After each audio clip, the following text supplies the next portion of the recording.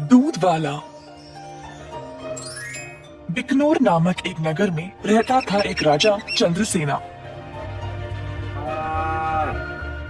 उसका मंत्री कबीर सिंह उसके दूध का कारोबार संभालता था। उन्होंने बहुत सारी स्वस्थ गायों को पाला जो अच्छा और गाढ़ा दूध देते थे। ये दूध सारे गांव में बेचा जाता था।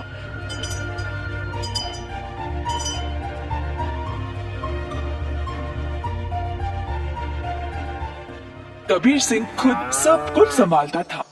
कबीर सिंह की पीढ़ी भी महाराजा के लिए काम करते आ रहे थे और इस वजह से चंद्रसेना उसका बहुत आदर करते थे। कबीर सिंह ने भी राजा को कभी भी निराश नहीं किया। सारे गांव में उसका अच्छा नाम था। हर रोज कबीर सिंह खेत पर जाता था। उसने बहुत लोगों को काम पे रखा गायों की देखभाल के लिए, ताकि वे अच्छे से खाए और सेहतमंद रहे। गायों को घास चराने के लिए वह दिन में कम से कम 2 बार भेजता था।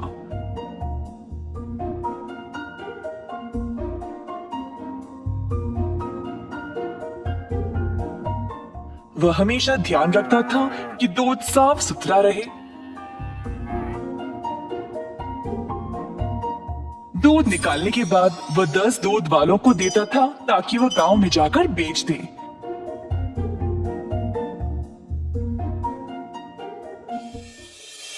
दूध वाले कबीर सिंह को पैसे देते थे और कबीर जाकर चंद्रसेना को।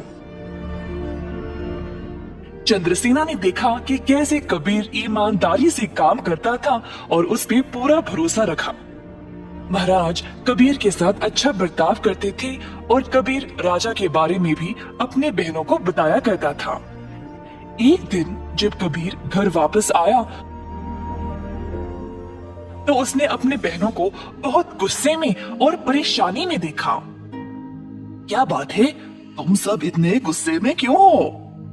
हम तीनों की उम्र हो गई है शादी के लिए, पर क्या फायदा, शादी के लिए पैसे ही नहीं है। कपड़े और गहनों को छोड़ो, हमारे पास खाने पीने के लिए पैसे काफी नहीं है। मैं तुम लोगों के लिए ही इतना मेहनत करता हूँ, अगर इससे भी खुश नहीं हो तो मेरी सारी मेहनत ही बेकार हो रही है। आप तो महाराजा के मंत्री हो ना, पर आप अपनी आमदनी किसी भी जरूरतमंद को दे देते हो और आप दूध का कारोबार भी संभाल रहे हो ना अकेले, उसमें भी कोई मुनाफा नहीं मिल रहा है आपको। ऐसा क्यों? शायद हमारी कोई फिक्र नहीं है इसीलिए। तीनों बहनें रोने लगी और कबीर को बहुत बुरा लगा। अब तुम सब मत रो, मुझे बर्दाश्त नहीं होता। अब बोलो मैं क्या करूं? मैं वही करूंगा। वैसे आपको ज्यादा कुछ करने की जरूरत नहीं, आप दूध का सारा कारोबार संभालते हो ना। अगर आप उसमें थोड़ा पानी मिलाकर बेचोगे तो आप ज्यादा बेच पाओगे। हाँ, और अधिक दूध से आप ज्यादा मुनाफा भी कमा सकते हो। पर ये तो धोखा हुआ, मैं राजा के साथ ऐसा नहीं कर सकता।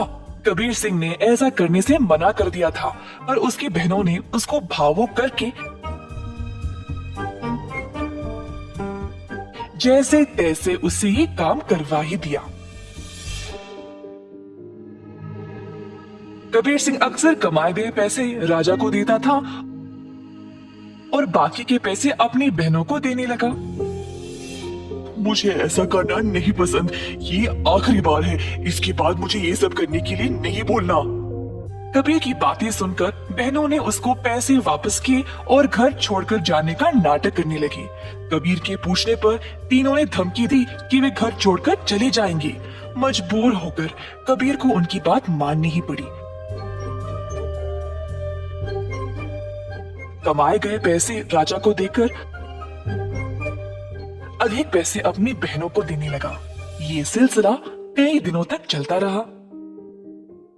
कुछ ही समय में कबीर की बहनें नए नए साड़ियां और गहने खरीदने लगी और अच्छा खासा खाने भी लगे। उनकी जिंदगी ही बदल गई। घर पर बैठे बिना तीनों सच धज के बाहर घूमने लगे, सबके आगे दिखावा करने के लिए।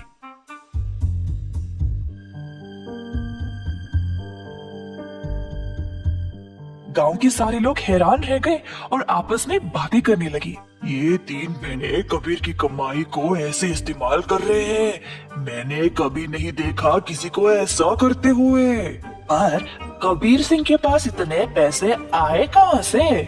सब लोग कबीर के बारे में बातें करने लगे और बाकी के मंत्री कबीर की कमाई पर ईर्ष्या करने लगे, तो इस बात पर जांच करना शुरू कर दिए। जल्द उनको सच पता चल गया कि वह दूध में पानी मिलाकर बेच रहा था। 70% राजा को देकर बाकी के 30% अपनी जेब में डाल रहा था।